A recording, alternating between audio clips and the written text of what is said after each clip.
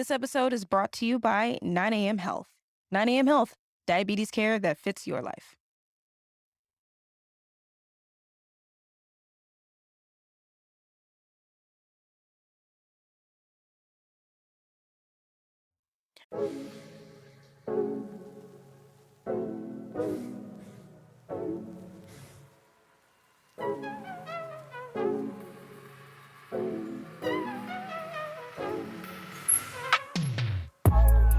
Hey guys, welcome back to another episode of Healing in Hindsight, and we are continuing on with the interview portion of the show where I'm bringing on close family and friends to kind of talk about their experiences, whether it's directly with diabetes, indirectly with diabetes, or if they're experiencing some of the same challenges that diabetics might face, which brings me to our next guest. She is a really good friend of mine, one of my best friends, actually. Her name is Cara, and she is the owner and founder of The Grateful Girl. She's a vegan blogger, YouTuber, TikToker. She just does all the things, y'all. And not only being a very compassionate vegan and activist, but just an honestly really great friend. She and I met mutually at work. So we used to work together at two companies now. And we both just kind of experienced our transitions into going after our passions. And it just happened to be in the influencer space. So Cara is one of those people who really pushed me to kind of get back on my A game, whether she knows it or not, in watching her grow with The Grateful Girl. So I'm really excited to share this conversation that I have with her.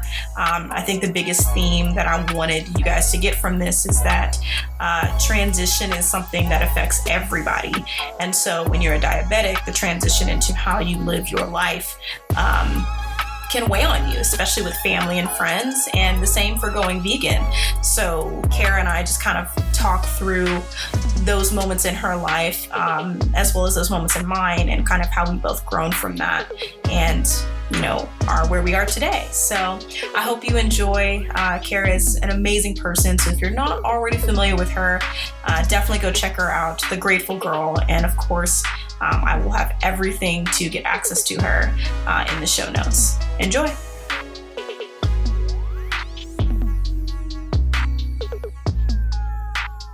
Starting again. Hi, friend. Hi. How are you? I'm good. I'm doing so good, actually. I just hit over 50,000 followers on TikTok today. So it's, yes, it's been such a good day. I need Joe Clout. That's awesome. Yes, congrats. I hope so you were happy. doing a celebratory post or something, or video or dance thing. Is that what they do now? They do dance now? I haven't made any dance videos yet. So you got to get with the times, man. That's what all the kids are doing dance videos. I'm okay. I might break a knee or something. Who knows? Well, I'm so glad you could take the time out to hang out with me today and talk about some stuff. So for those of you who don't know, Cara is more than just an amazing vegan influencer. And don't worry, you'll get to learn about all of her things in a second. But she's actually one of my close friends, best friends, actually. We met through work at an undisclosed place that I won't say. I don't know if I'm allowed to. And basically, her and two other really awesome women. The four of us just kind of banded together, and 4 years now? Gosh, I feel 4 years. Yeah, because I moved. 4 years. I moved to Austin back in 2015. So yeah, and I started working there around 2016. Really? Yeah. Why did I think you were living in Austin? I don't know. I've been out here since 2008, so maybe just because I've been so long. So that's a little bit of why, she's here, because she's my friend, and she's also just so happens to be doing a lot of great stuff in the vegan space. So I figured she'd be awesome to have on the show. No shade to the other friends. Okay. Just don't hit me. All right. So just for those who don't know, I'd love if you could just share who you are, who The Grateful Girl is, and how 2020 has been so far for you. I know we got a lot to say about that. But I've been asking everybody. How has 2020 been? That's a loaded question. Well, let's start with who you are and what you're about and what Grateful Girl is, and then we'll tap into a tiny bit of 2020. Yes. Well, Taylor, thank you so much for having me on the show. I'm really excited to be here with you. So for those who don't know who I am, so my name is Cara, but I'm also known as the Grateful Girl. And I've been a vegan influencer and blogger for about the past 3 years when I first started doing my blog, because that's when I became vegan. So I wanted to do something that was impactful. And I really felt like activism in the traditional sense of going to protests really wasn't something that I felt comfortable in fully, but I knew that I could have a platform on social media and be able to write and create videos and create content because I love to cook and bake. And I really thought, this was a really great platform to be able to help people if they wanted to transition into going vegan or even just looking into maybe giving up animal products, partially, that I would be able to connect with people on a much larger scale than going to demonstrations and to protests. So that's really what sparked this curiosity and my platform to becoming a vegan influencer. Very nice, very nice. And I've had the privilege to watch you kind of go through all of that. So we'll tap into that shortly. But now on to the loaded question. How has 2020 been so far for you? I have like mixed emotions. I think everybody has mixed emotions about how 2020 has been. I think people, obviously, 2020 is something that people look towards as like this huge influential year of, big changes. And, you got me really into astrology. And so it's been really interesting to see what the planets are even doing right now, as far as all the different alignments and transits. And no wonder we were all in anticipation for 2020 because so much is changing. But I think also not only are things changing on a collective level, but I think all individually, we're all going through a really big shift in mindset and change, because there's been so many things in 2020 that honestly, I think we've kind of buried under the rug for so long, just a lot of, human rights issues and access to healthcare and minimum wage. And, there's so much, that's being uncovered right now. And I think that a lot of people are starting to wake up, including myself, of, what matters to me, what's important to me, what do I want to do with my life, looking at, what our worth is. And so it's been an emotional roller coaster of a year, but in a good way, because I'm starting to wake up to a lot of the things that I've wanted for a really long time, but have kind of sat idle on because I didn't think that I would be able to achieve that sort of success. Or, I see other people doing it, but, could it really happen for me? And so, 2020 has really opened up my eyes to, well, anything is really possible. Yeah, for sure. If murder hornets could come at us in May, anything is possible. You can do I feel anything. like the murder hornets came and went. Like they showed up and they were like, y'all aren't even worth murdering. We're going to go over here somewhere. I just feel like we heard about it, but we didn't really see it. But at the same time, I'm glad because I don't want buzzy, stingy things at me anyways. So I'm okay. Someone must have rolled the dice pretty quickly on the Jumanji. Man, thank you to whomever. They didn't let the board get away from them as bad as Robin Williams and Friends did at the time. So I appreciate that because I just don't think Murder Hornets I would be able to. I wasn't gonna be able to. I wasn't gonna be able to deal with that. Cool. So thank you for that introduction and letting us know how 2020 has been. I know, like you said, it's been an emotional roller coaster, but I do think a lot of good things have at least come to light with it, for sure. Absolutely. But the one thing that I'm really curious for people to learn about you is kind of what your life was like before going vegan, because I think everybody, whether that's a choice in transitioning into a different eating style or like myself, you're kind of being pushed into it through some type of chronic illness. There's always a before Mm-hmm. that you don't realize that leads you up into your after. So I'm just curious for people to learn about what your life was like before you went vegan. Yeah. So before I went vegan, I mean, I've always loved food. I think there's a lot of foodies out there, but I really loved food. And I actually moved to Austin because I love food so much. And even though Houston has good food, I mean, I think Austin really has such a plethora of really amazing options when it comes to restaurants and food trucks. And it's definitely like a foodie capital Oh to me. yeah. Oh yeah. I think food rose up alongside music. It might started to overshine that. Yes, yes. And like that's the first thing people would always ask when they'd come to Austin, like where should I go to eat, you know? Mhm. And so when I moved to Austin, I was already interested in blogging in the first place. So I was really interested in doing a lot of food blogging because there were just so many cool restaurants and places to go to eat. So I was going to, the places that had, deep fried chicken and doused in powdered sugar and deep fried again and, Mhm. bacon French fries and, just really like gluttonous things. And Mhm. every time I ate these things, I was so tired. I was just exhausted after I ate. I could feel the difference in my body, but I almost felt like, okay, I have to keep this up because at the time I was helping my friend run a food blog that we had called Food of the 512. So I really felt the need to, okay, I have to keep up with, this foodie lifestyle.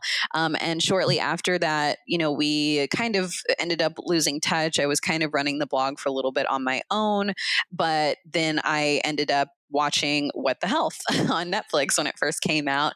And it was actually my sister who told me about it. And she was like, oh my gosh, like this documentary, it's saying, how, eggs and bacon could be bad for you. And I was like, what?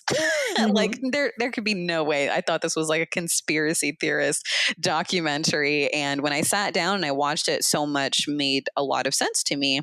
And so I like freaked out after watching it. And I went to my fridge and I pulled out every single animal product, anything that had high fructose corn syrup in it. Mhm. And I was kind of at a loss of like, what do I even eat now? Because I'd been so conditioned on I had to have meat at every meal. I had eggs every morning for breakfast, and so I really didn't know what it was I should eat.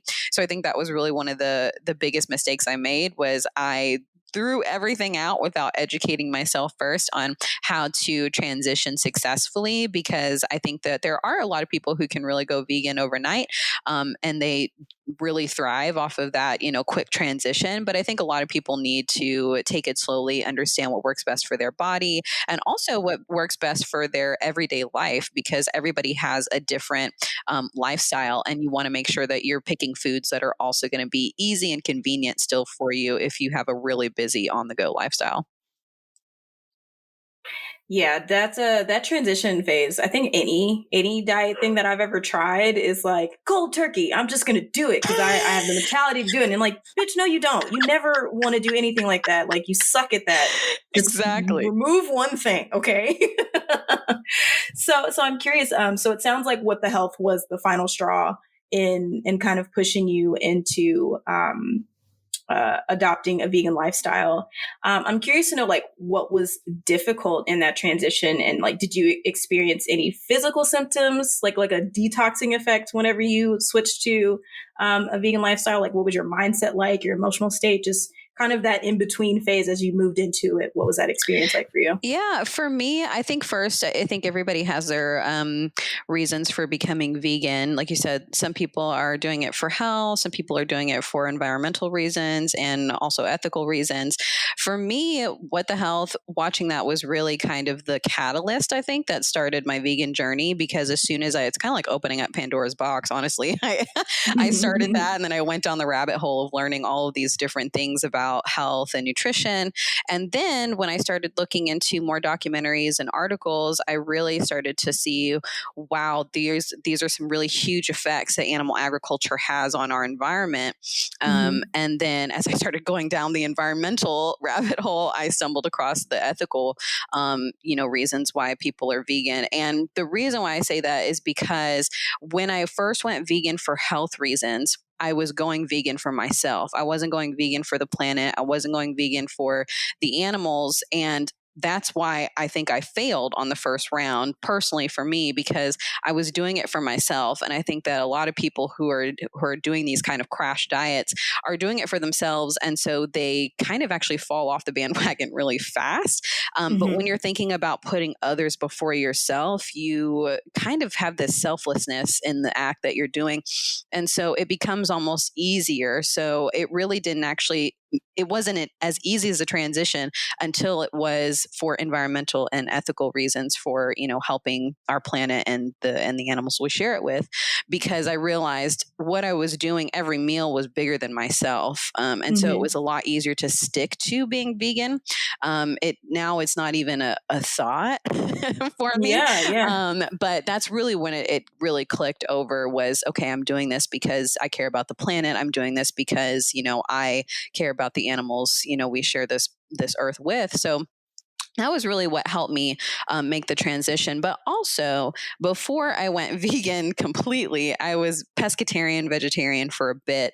And what that helped me do was, every time, you know, we would go out as friends, we would be able to go out. You guys were always so accommodating, making sure that there was something vegetarian or vegan on the menu. And so that was really helpful. And I think that's one of the hardest things for people, honestly, is a lot of people think food is the hardest part of being vegan. And it's absolutely not, especially now, because there's so many alternatives on the menus now, and so many more restaurants. I think, especially with this plant-based trend happening right now, as people are starting to wake up to a lot of these, you know, these really saturated and sugary foods that we've been feeding that are lowering our vibrations.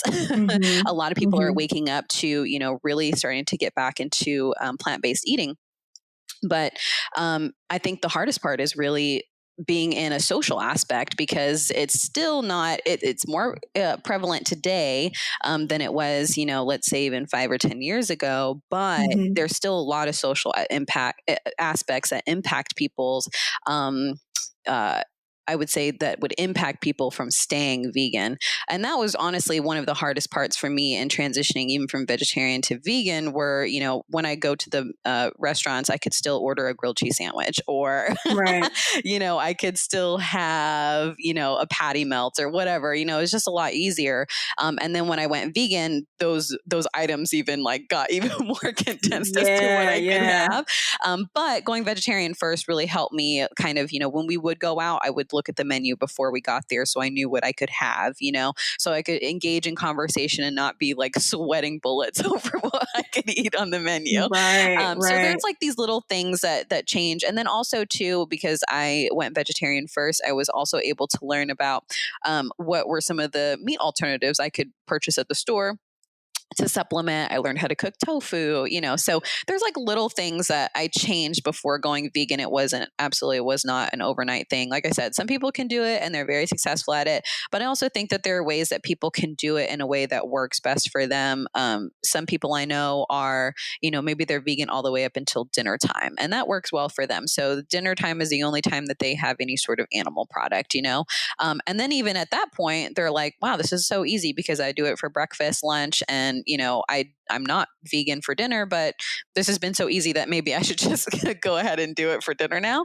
I have a friend who did that. She went and did the Beyonce, I want to say it was the 22 day challenge. 22 nutrition thing. I get the emails because you know I would like to look Beyonce fine, so I gotta go vegan for a month. You know, I think I can manage a month of that. You know, yeah, she ended up doing that, and it's so funny because you know she's not an ethical vegan, but she does it for health, and she found that the program was so easy for her that you know maybe when she's on vacation or something she'll have you know some shrimp tacos, but otherwise like she's pretty much plant-based, and she's even she probably sends me a message every day about like some new product on the menu that's like out there, you know, for vegans. So so I think it's really about just making sure that you're having an easy transition for you. Like what does that look like for you?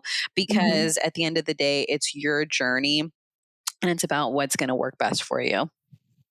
Yeah. And you kind of touch on something that I know, especially even in the diabetes community, that's really tough. And that is the social aspect of it. Because, you know, I do the same thing. Anytime we go somewhere, I'm looking at the menu. because if I see nothing but sandwiches, I have to kind of get a little creative with what I'm doing. Just because I have to keep the carb and sugary stuff to a lower minimum to help with, the medication that I'm taking and making sure my blood sugar levels are maintained, which is tough. You want to go somewhere, or like if someone invites you out somewhere and it doesn't really align with what you're able to do, you feel like you can't have a good time. Yeah. And it even shows you kind of how people are, because there were even moments where I would just eat before I would go out, and I would just like have a drink or something like that. And, some friends would be like, why aren't you eating? I'm like, oh, I already ate. Okay, but eat this. And it's just like, I'm good. I already ate. What I mean? So even when you're trying to not put the responsibility on others of like keeping eyes out for this, I don't know about you, but I've definitely experienced don't give her that bowl of fruit. It's too much sugar. She don't need it, and your family and friends mean well, but they don't realize how frustrating and kind of embarrassing that can be for you to like just call someone out just because they're making an adjustment and how they want to fuel themselves. Oh yeah. When I first went vegan, I mean, luckily you guys have been, we have such a supportive friend group. I wish everybody had the type of friend group that we have, because it's just so supportive. But definitely, with my family, it was a little bit different. Not my immediate family, but a lot of my extended family, especially for holidays. That's always so hard. I think for anybody who's changing their eating habits, holidays and family gatherings can be so difficult because there are all of these really, heavy foods, that contain animal products and just, things that are not healthy for you. But of course it's a holiday, so you want to, indulge. But, right. But it's really difficult because, your family might, say some things that are really insensitive to you. And I think that's really the hardest part about changing your eating habits is I never thought people would care so much about what I put in my mouth or what I didn't put in my mouth until I went vegan. Yeah, it's really, really interesting. And you actually mentioned something that I'm curious about is like, what was that first round of holidays like? Because I know that it's always interesting whenever you're telling somebody, hey, I'm doing this. And even, my mom, when I've told her I'm adjusting things, she forgets, and it happens. And I try not to make it a big deal, because you don't want people doing this big dramatic move your life around to accommodate me, because suddenly I don't want to eat bread anymore, or whatever.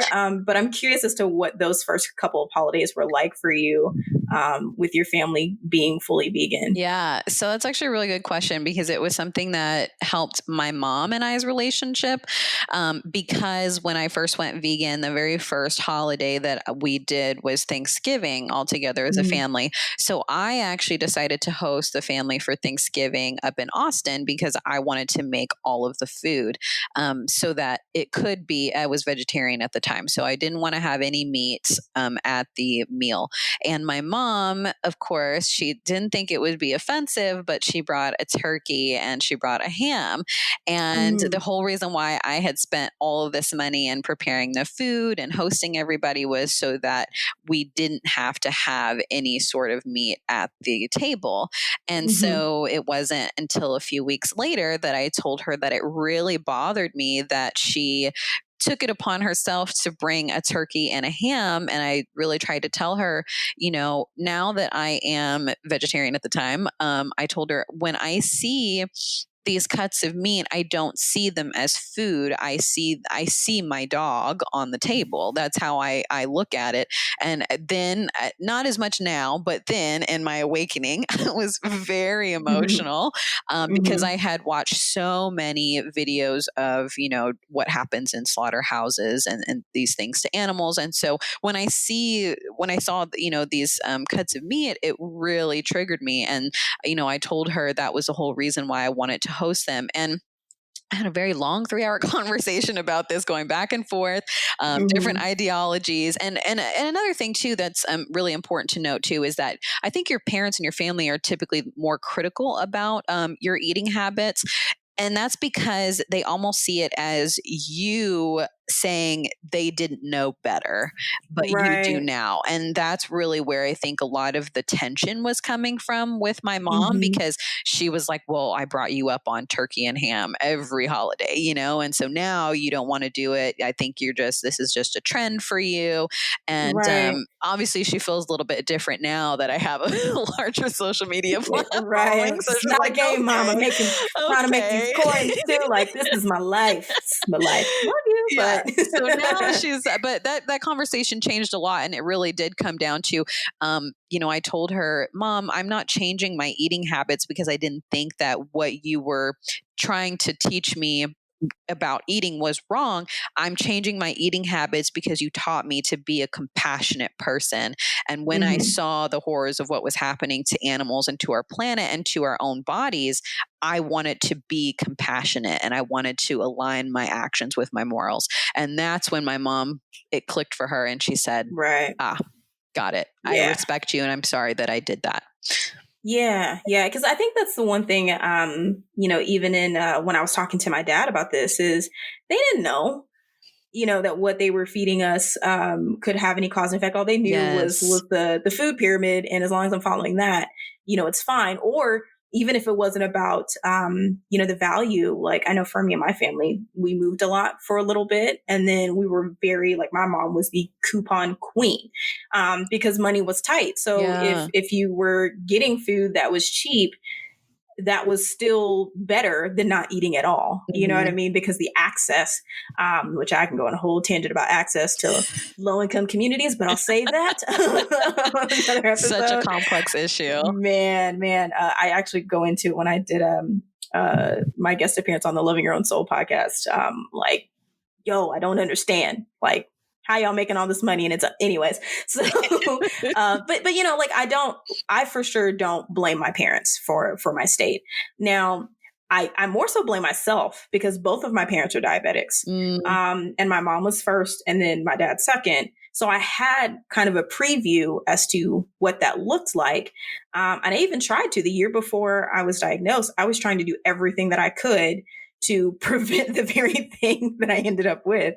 Um, but I definitely hear you on like family feeling like the traditions and the values that they've instilled in you is suddenly being shunned. yeah. When that's not the case, we totally get you didn't know, but you also taught us to be independent thinkers and to carve our own paths as well. And Yeah. so in doing that, this is the path that I got to take in order to be successful in this.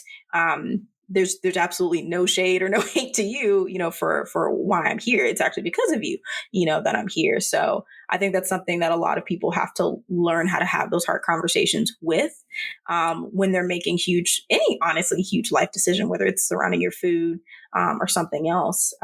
Yeah, I think It's that's kind of also, that. I think it's a good point that you brought up as well, is that our parents didn't know any better. And I think that that's why we're seeing um, a lot of this really happening between the millennial and Gen Z generation, between our parents' Mm-hmm. generation, is because of the fact that we have really grown up in a time where we had access to so much knowledge. And Right. so now, people know better. And it's definitely not our parents' fault for not knowing any better. It's because the information wasn't available to them. I thought Right. something was actually really interesting about just kind of access to information, is that a lot of people say that, we're in the same time as, the civil rights era in the 60s. And that one thing that really makes what happened in the civil rights era based on what's happening today is the access to information and the ability to mobilize. And so I definitely Mm-hmm. think that just the internet in general and just access to information at the tip of our fingers has made a lot of people wake up to what we eat. Yeah, I think it also plays into our generation specifically. We're the middle, like we grew up with the old school values Totally. that our parents had a little bit heavier, but we also were growing up with all of the new technology and things that are available to us. And I think our generation was the turning point of you have a choice, whereas our parents' generation and further, it wasn't really about. having a choice. It was kind of that selfless mentality of you need to eat, you need to be taken care of, you need to live, you need to work, and you need to get a house, and you need to do the married with kids things, and you just need to keep yourself grounded. My mom said, always have a job and always have a car. You know what I mean? Just to make sure that you're getting through things. But now we have kind of shaken that cage a little bit of we got a little bit more choices than what you think. It's not that old way is not always going to work. There's some things in the old ways that I feel like need to stay, like sustaining our own food. I do feel like we took a huge loss by taking so much out of the land and not producing our own food. Like, I'm trying to have a compound, like the whole garden setup is there. I don't need to go to HEB to get my tomatoes. They right out back. You know what I mean? I feel like those are the pieces that we kind of missed out on. And only if you had families that were involved with that, like my dad's side, I would go pick greens and green beans and all the things that I didn't want to do as a kid because I wanted to play. But now I miss that. And I appreciate that, because it taught me that I could still source my own stuff and not feel so tied to the bigger agendas that the corporate companies are having above our heads. You know what I mean? I think we're moving into a time of, it's kind of survival versus thriving. I think that we're moving away from just what do I need to survive? It's what do I need to thrive in so many areas, not just in food and, people's career mindset, of I don't want to work the 9 to 5 every day, 40 hours a week. I want to be my own entrepreneur, or, I want to be a digital nomad, so I think there's so many different ways in which people are waking up. I think that's a really good way to put it, is that our generation is in the middle. We've seen the survival. Most millennials are still in survival mode. But I think we're also being inspired by this new generation, Gen Z, of being like, I don't want to do that. And, millennials are like, I don't want to do that. Right. There's a different way. There's a better way. Right. And I think that's the thing that, I always think about the first real fight that I had with my dad as an adult, and remembering like how devastated I was that we were just, yelling and screaming at each other because it's never fun to fight with your parent. Right. No. But at the same time, the level of,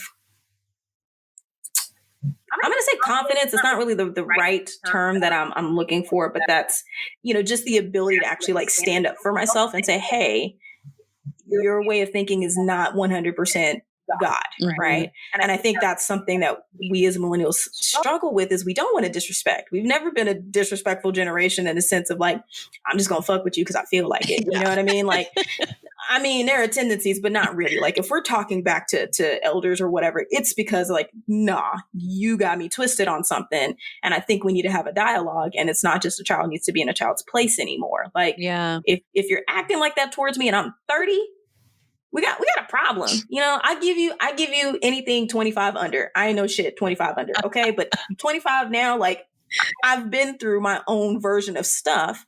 And so you can't discredit me as an adult for that just because you have this title. And so that was something me and my dad had to kind of really come to terms with, as once we dug past all of our hurt feelings, because that's all that it was. It was just an outburst of a bunch of hurt feelings. And it just boiled down to, we don't talk like we used to anymore. And that bugs me. And I recognize that the phone is a two-way street now. I can't just be like, I'm mom, I'm dad. You need to pick up the phone and call me every day because I raised you and I put you back in the ground. Well, we don't have to go through that again. It's like, you can engage and be a part of this too. There's a lot of mental stuff that has to be unraveled with that. And I think that translates very well into the changes that we make in our lives of, okay, if I'm going to go vegan, cool. I'm not asking you to do this with me. It'd be cool. Right. But, I'm saying, this is my journey. This is where I stand on this.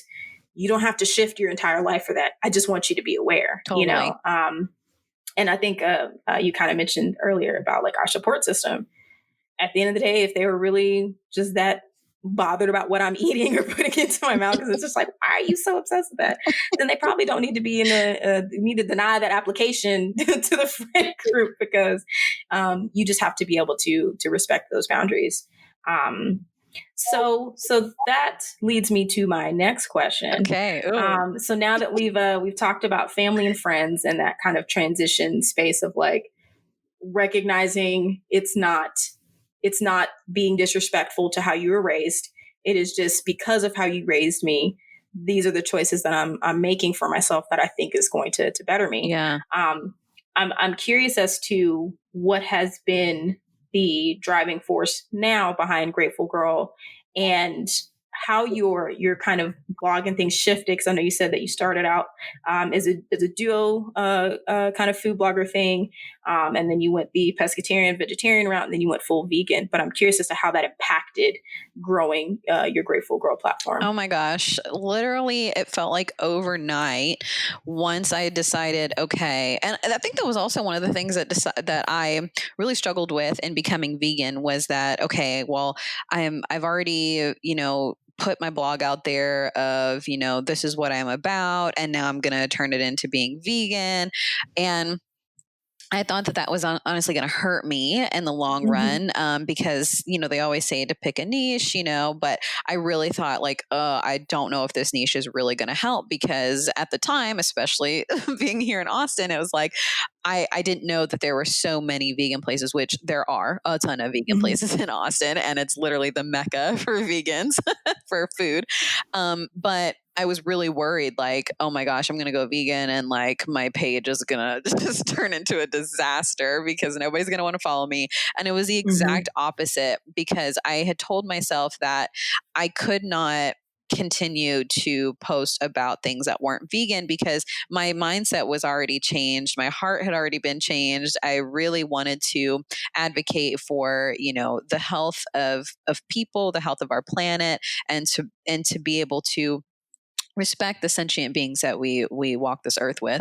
So when I did actually start putting vegan content out there, it was like overnight I started to gain this really amazing supportive community. In just that first year alone, I met, so many vegans in the Austin community and was able to meet some really, really huge, impactful animal rights activists my first year. I went to a vegan conference and met Colleen Patrick Goudreau, who is really big in the podcast world as well as far as veganism goes. So it opened opportunities for me that I never thought I could do on my own.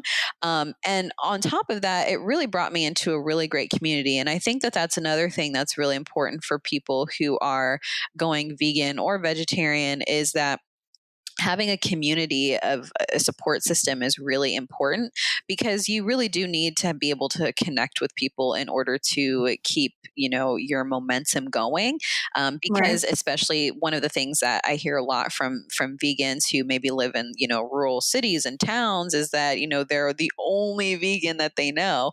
And so I think that's what's really powerful with the internet, is that they can join a Facebook group full of vegan people and get that support that they need. And that's really what social media has been for me. And, why I continue to keep doing what I'm doing behind Grateful Girl, is that I've had people who have reached out to me from, I haven't talked to years and years from high school, that have reached out and said, hey, I know I haven't messaged you before, but I wanted to let you know that I don't have dairy anymore, or I had one of my classmates tell me, she herself stopped having dairy products, and she also doesn't have her kids have dairy anymore. So, but it was because of what I was putting out there, and it just kind of still, it fuels my fire still to this day, obviously, is, not to stop, because it's something that I believe in. And I do believe that there's another way to live, a more compassionate way to live. And one of the things that's really important to me behind what I do as Grateful Girl is I never tell anybody to go vegan, because I don't think that it's my right to say it. And I don't think that it helps anybody make the choice for themselves to go vegan. And I think that's what's a little bit different, and why I wanted to do something different on social media when it comes to veganism, is because there are so many people who kind of look to being vegan is like this very militant thing, the Yeah. vegan police, and Yeah. I Yeah. did not want to be that vegan. I think I was a little bit in the beginning, but I think it was just because I was so emotional. It is traumatic, the things that you see in slaughterhouse, videos that come out. And Yeah. and I think I was a little bit on that on that wavelength at first, but once I really started getting my feet wet in veganism and in the vegan community, I really decided, okay, what type of vegan do I want to be? And I Hmm. decided I wanted to be compassionate, and it's because that's what brought me to being vegan, was in recognizing my own compassion and my love for Yeah. others. And so I never want to tell anybody to go vegan. It's really all about just unlocking your own compassion that you've had, and that's one of the things that I've learned from my vegan godmother. I call her Colleen Patrick Goodrow. Is Hmm. I told her when I met her at a conference, I said, "You are my Glenda the Good Witch," and she said, "What do you mean?" I said, "Well, in the Wizard of Oz." She tells Dorothy, "You've had the power to go home the whole time. It's your shoes. You've had the power to do it this whole time." And that's really what I learned from her style of veganism, was that, oh wow, I had the compassion within my heart this entire time. I just Hmm. had to find it for myself. And so I just want to put the information out there for people, and something, it's going to resonate with them. And I do believe that everybody is truly inherently good. But we're given so much subliminal messaging and propaganda of what to eat and how to live. And, over time, you kind of lose that compassion, not because you wanted to, but because you saw messages that said otherwise. And I think that's what's really interesting, is every protest and every demonstration that I have gone to, it's the kids that are always so interested in what we're saying, because as Hmm. a kid, you just inherently know, I don't want to hurt animals. And that's really what kind of comes back up when you kind of make that connection to animals and your food. Is it, I always have thought this way, but Hmm. there's other messages out there that told me differently. So I do believe it's really just in about, everybody getting that information for yourself, and doing what works for you and what is in alignment with your values, not mine. Right. And I think that's if I'm just being transparent, that's why I could be friends with you as a vegan, because all of my experiences, or at least the ones that you're shown, right? I think Totally. everybody gets a variation of The PETA the type throwing of. blood. Yeah, yeah. And I mean, Yes. and you can apply it to anywhere. I mean, think about it from, a lot of the racial tension that's happening. Like, we would be viewed as just strippers because we're Black. Yes. Like that clearly has to be the only thing that we can be about, right? And that's, I can admit that I've fallen to that trap with veganism, Hmm. because everything that I've seen, not even the extreme stuff of like throwing blood on people, like that's definitely like, y'all got me. I wish you would. Your blood is gonna be the one anyway. You know what I mean? But like, I think this just you're absolutely right. And when you say, here's the information, this is just what I'm about. I'm not saying you have to do anything. Hmm. This is just what I'm about and why. It creates a whole different conversation, because now your character and your being is not being judged, essentially. And what I've come across with other, I'll say more metal hardcore vegans, is there is no choice. You need to do this. You need to do that. You need to do this. You need to do that. Yeah. And that triggers me back to, well, I already have to do that as a woman and as a Black woman. So I'm not really down with going with that with my eating style. You can go Yeah. fuck yourself. You know what I mean? And Hmm. so I think that's some of the stigma that a lot of vegans have. And I've found, not only through you, because I also want to be a supportive friend, right? I'm not vegan myself. However, I am not one to tell anyone else how they want to live. Hmm. And if doing something helps your lifestyle, I'm absolutely going to make sure I check the menu for you and things like that, Yeah. because I get what that's like. But I didn't realize that there were more compassionate vegans than there were militant ones. Yeah. Because the militant ones are the ones that They're you the see making all loudest. the noise. Yeah, they're making all the noise. Whereas the ones who are like, I'm just here, and I just prefer to go this way. This aligns with where I want to be in my heart and how I want to do things. I actually followed Rawfully Christina Oh, I out of Houston. love her. Yeah, I've been following Yes. her for I years, and love I'm nowhere her. near. I'm so sad when they stopped doing the like the co-op boxes, Mhm. because I was this close to driving to Houston just to get one, because she just eats all raw foods, and it's like, it's not to say I'm not eating animal products or anything like that, but the access to whole foods Yeah. spoke to me more than anything else. Mhm. And she wasn't pushy about it. She wasn't like, oh my God, you're a terrible human being if you've ever had bacon a day in your life. You know what I mean? And that's the part that I think people dismiss, is they just hear or know of this one view versus digging and understanding. But it's made me be a lot more patient as I've met others in whatever way that they choose to fuel themselves, to have that compassion. Because when you said vegan, I was like, oh man, here we go. She about to go crazy, and I'm gonna have to, we gonna fight or something, and I don't want to lose it, but please don't yell at me for having a sandwich with some bacon on it. All right, like, can I just have a burger every now and then? You know. So I think by you demonstrating that, it has made me view things way differently, and I think the world needs that. And so that's what I've personally appreciated in watching you go through this Oh, journey. thank you. Yeah, no, I'm dead serious. You know, like I'm not. I'm more of a like, I'm just kind of eat with what works. So there are some times where I'm completely vegan. I didn't even notice it for the day. I'm like, oh, that's cool. Yeah. You know. And I did paleo for a minute, just because it really, processed stuff is really where my body acts up a lot. And so dairy was one of the first things, in the paleo space that comes out. Now cheese is hard. Cheese is so Oh, hard. it's so hard. It's so Man, hard. that's the one thing, which I actually need to pick up some of that cashew queso that you kept talking Ugh, about, because I had some and I was like, it's incredible. so I'm all down for it. But even those small things, I feel like something is better than nothing. And I'm definitely all for tearing down our agricultural system, because it all sucks.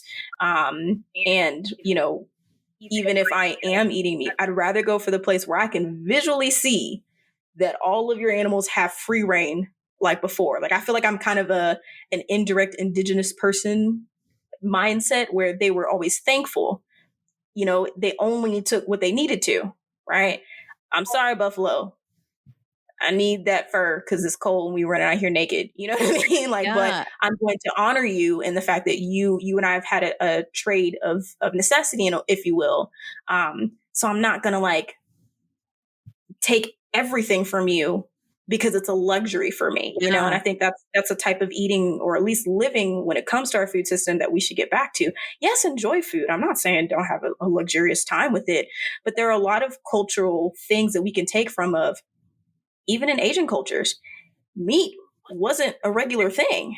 It was a luxury if you were able to get a hold of some. And I Oh, think we've yeah. seen that across all spaces, So Don't I'm get like, me can we into just operate like the that? decolonization of our food. Oh, that's a whole Girl, other subject. girl. But I think you make a really good point as well too, and I think it's something that we'll start to see more of, especially because of what is happening currently right now with COVID. There's been some stories that have come out about this, but not as many. But one of the things that's been really disheartening to me as a vegan is not only are these animals being killed for food, but they're also being killed because, with so many of these restaurants closed or at 50% capacity as far as the dining rooms are concerned, there's a lot of food waste, and not just food Mhm. waste in our crops, but food waste as far as these animals who are bred and born into a world to do nothing but to become a commodity. And Right. so there's all of these farmers who are having to euthanize their animals, and euthanize is a nice word for basically saying they're going to gas them alive Right. in gas Right. chambers. And so it's even more of a, God, how gluttonous have we been that we have had Right. to breed all of these animals into the world. And the other thing that's really interesting as well is that so many people are seeing these farmers who also farm crops who are throwing them out and saying, Mhm. well, there's hungry people in the world. But a lot of people don't realize that so much of our agriculture crops are given to animals that we then eat. So couldn't we Mhm. then cut the animal out and allow everybody to have ample supply of food, good, nutritious food, if we cut out the middleman, and which is the animal, and actually got back to eating plant-based. And so that's another thing as well too that I think is really important to note is, what are we even putting our energy and our resources to? Because there's so Mhm. much, and it's done on purpose of that, there's a lot of people have this idea of there's not enough, there's not enough of this, there's not enough of that, when in reality Right. there is enough for everyone, and we have a world of abundance. This earth is full of abundance, and that's been Mhm. another thing that's been really important to me, as I have as the Black Lives Matter movement has begun, and as well as just a lot of other human rights movement, that we've seen in 2020, is about, we all actually have access to an abundance of things, but we Mhm. grow up with this idea of there is not enough for everybody to go around. And so that's been something that's been really, um, interesting to me and important to me to start talking about is, access to food, and how do we get more of that, and making sure that people, have access and affordability to plant-based foods. Because I think, that's another thing that comes back to, angry vegans, is that Mhm. sometimes, people are looking at the symptom of the problem and not the root cause of the problem. And Right. there's so Right. many people, especially minority and low income communities, who don't have access or can afford plant-based foods. And I think that's one of the big reasons why I advocate for, it's everyone is on their own journey, and you have to be able to figure out what works best for you and your situation. And we have to, if people really want people to go vegan, well, then you need to address the root cause of why people cannot go vegan. Absolutely, yeah, I'll kind of do a short version of this, but when I was on the Loving Your Own Soul podcast, like that's what we talked about. Is like, okay, um, you want to see change in a lot of areas, but you ignore the areas that make you the most uncomfortable, which is minorities. Because, well, I'm not black, so I don't know how I could speak to that person. I'm not Asian, I'm not Mhm. Mexican, or whatever. And it's like, you don't need to be the sole person to have to go, just give them the access, right? Mhm. Like, hey, I got this bomb sweet potato pie smoothie that I can throw your greens powder in and disperse amongst the community. I just need the ingredients to do that, Mhm. because otherwise it's not going to spread. There's no way for anybody to be able to access anything if we don't even give them opportunity. And you're meaning to tell me we have all of these large companies looking at you, Amazon with Whole Foods? I'm just saying, you have all of these companies with all this money, and you're telling me you are that hurting that you couldn't lose half a mil to just put back into the community and give them access to the same Whole Foods that will take your whole check if you're Yes. not careful. You know what I mean? Like, you're telling me that there aren't options to have the same level of quality, but offer it at an affordable rate. If Afterpay exists, because I couldn't afford Drunken Elephant up until now. Now it's on Afterpay, and I'm like, cool, I can break it up into 4 or 5 payments. Something. I'm just saying, we have it all around us where we have the ability to make things affordable that seems out of reach. We have the technology, we have the resources, we have the funding. Mhm. We just don't put it in the right areas, and so that's really where I go on this all day, but Oh, that's yes. where my passion has been with this. Is like, okay, I'm going to build my wealth, and then I'm going to put it back in the places where I know needs it the most, because it's not fair that East Austin can sit there and be gentrified and have all of this surrounding city that's really great about food and access, and yet I could still go over off Cameron and ain't nobody got access to nothing good. Yeah. You know what I mean? And so that's the part that gets frustrating, is like, there's no excuse at this point. Otherwise, you're gonna be doing a Mark Zuckerberg where you backtracking on everything that you're saying because you didn't prepare. You know what I mean? We're putting the information out there. This is how you can make this work. So make it work. Yeah. Like, that's the kind of person I am at this point. There's no excuse that you can say it just won't work. You didn't even try. Yeah. And so I that's think that's also too what's another really driving force behind what I'm doing now is, once a lot of things started happening this year of 2020, as far as, the Black Lives Matter movement and a lot of human rights issues that we're seeing right now.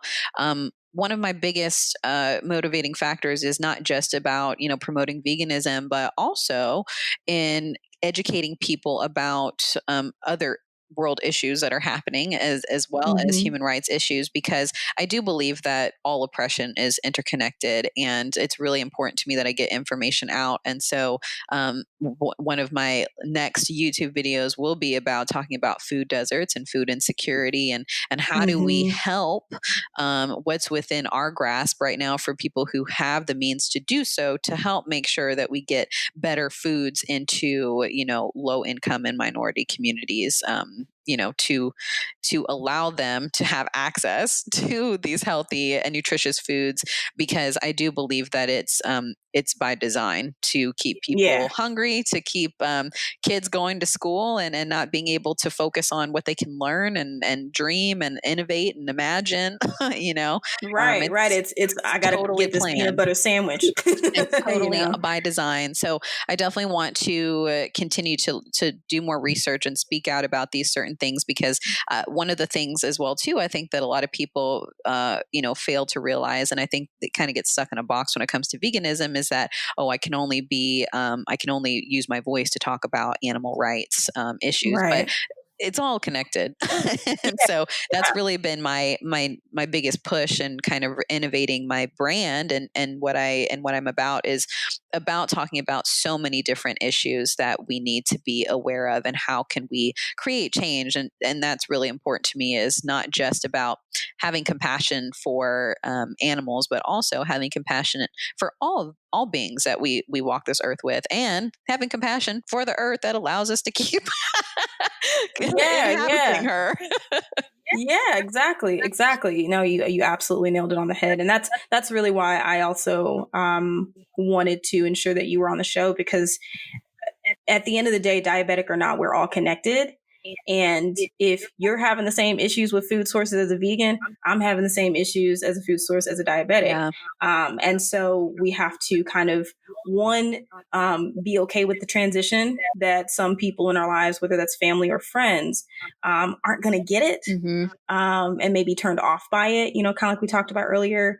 But also, like, it's your own journey, it's your own path. Like, don't allow other people to try to tell you what your lane is. You need to have that strength and confidence within yourself to be able to carve that out. And then just educating yourself and being compassionate in the things that you are learning and the resources that you need. Because I think I can agree, for both of us, it took some time to like really understand how things were going to work for us. Yeah.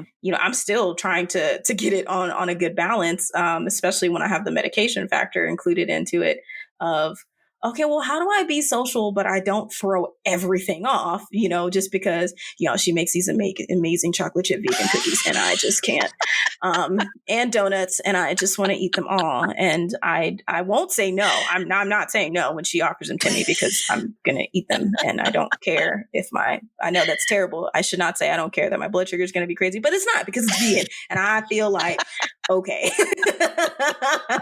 But even so, like, it's just understanding, you just have to own that and be able to know within yourself. So with that, I'm curious to know, second to last question of the day, if you will. What are you mentioned some YouTube stuff coming up, but like, what are your immediate plans for Grateful Girl? And then what do you want to see for Grateful Girl long term? Yeah. So, one of my immediate plans is I want to actually start an ebook for people that can easily download it, which will be a beginner's guide, and a really modern beginner's guide, because I think that a lot of vegan beginner guides out there are a lot of whole food plant based, which is totally fine.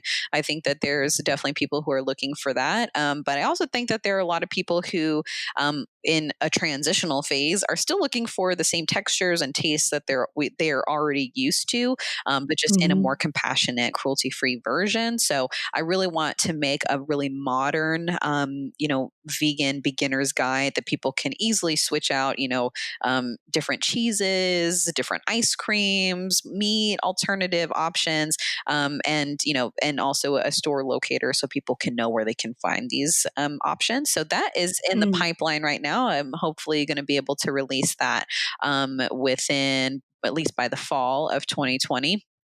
And then really just getting more YouTube content out there. I think with so much that's happened in 2020, I've really been able to look at what is important to me. And so really kind of opening up my range to talk about a lot of different issues that we're seeing today. So that's Mhm. also something that's really exciting. And then also, starting my own podcast as well, talking about a lot of the same issues that I'll talk about on my YouTube, but be easier since I don't have to get ready for those as far as my makeup. Hey, listen, it's nice to roll out of bed and just turn the microphone on and be like, I got something to say, and call it a day. Yeah. I think we went the opposite. I went the podcast route where I'm like, you'll kind of see me, but not really. And now I'm working up towards video podcasting, so you can see me as I'm talking and recording because I'm very animated.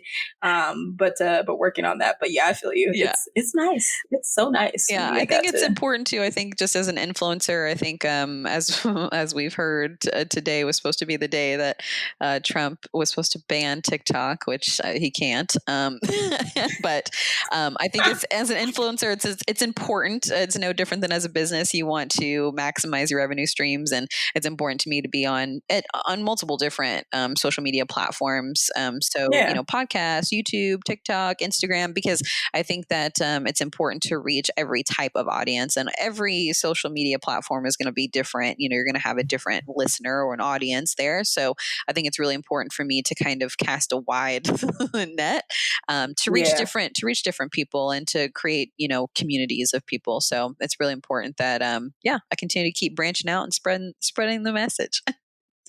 Very nice. Very nice. So, last question before we can find out how all of the folks listening can keep up with you.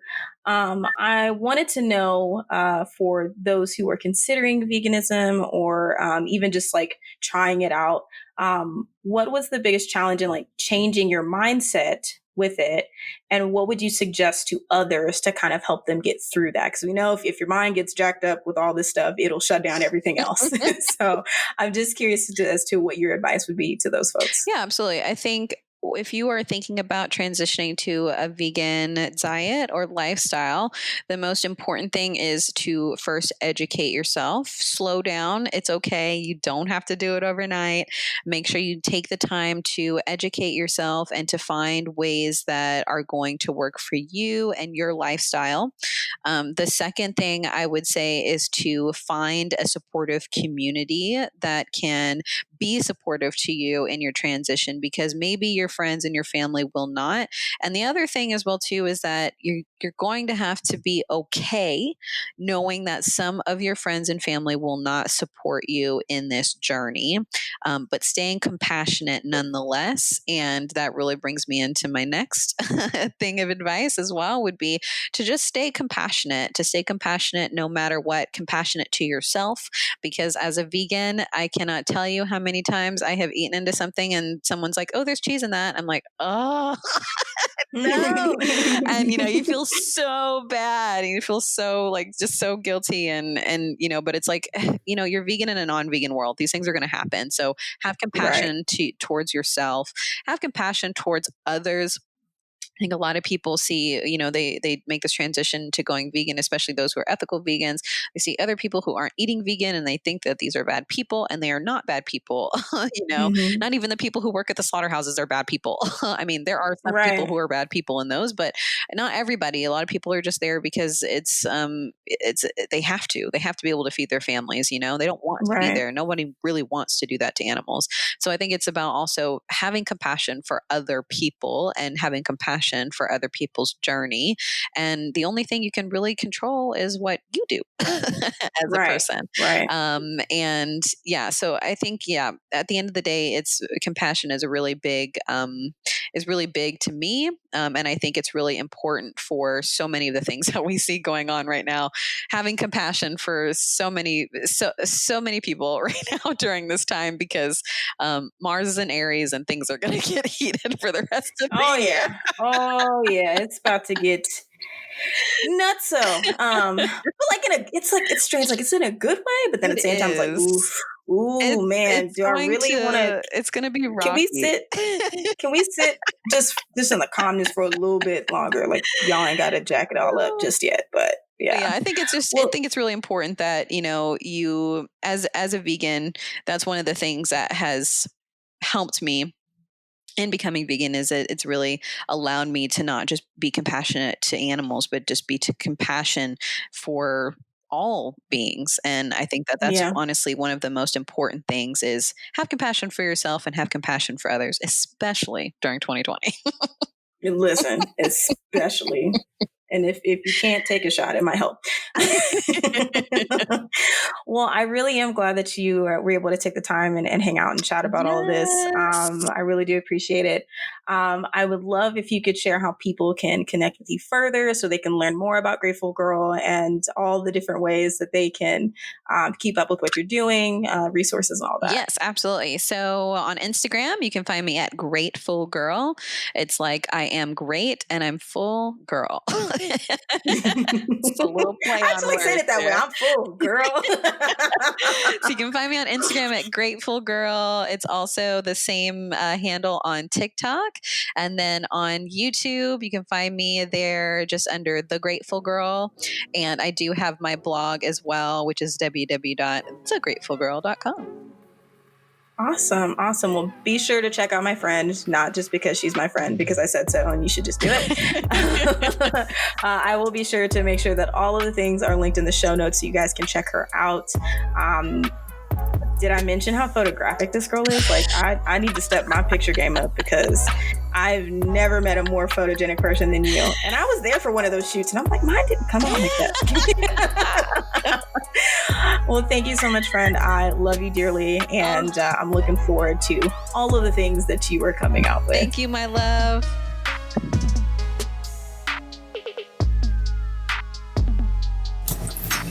Thank you again, Cara. It is always a pleasure just chatting with you, literally working with you, all of the things. And again, she is out there doing the damn thing, and I'm so proud to be able to call her friend. She actually recently just crossed the 100K threshold on TikTok. So, head over to Instagram, TikTok, YouTube, all the things. Check her out. She really does have great resources for you if you are curious about veganism or if you're already a vegan. She is a recipe queen. Like, she takes recipes of things that you may already like and love and veganizes it so that way you can still enjoy it, but cruelty free. So thank you again to Cara over at The Grateful Girl. And of course, if you really like this episode, maybe I might have her back. So you got to go to Apple Podcasts, Spotify, Google Podcasts, Amazon. What else is on there? I'm on YouTube too. Like, subscribe, leave a rating because that's how people find us. And if people find us here at Healing in Hindsight, they find these great guests too. So do your thing, leave some feedback. Let me know who else you want to have on. I'm definitely working on season 2 already, so I'd love to have a great guest lineup, but you got to make sure people know that I'm here, right? All right, guys. Well, thank you again for tuning in and listening to this conversation. I hope you're having a great day, week, weekend, wherever you are when you listen to this. Catch y'all next time.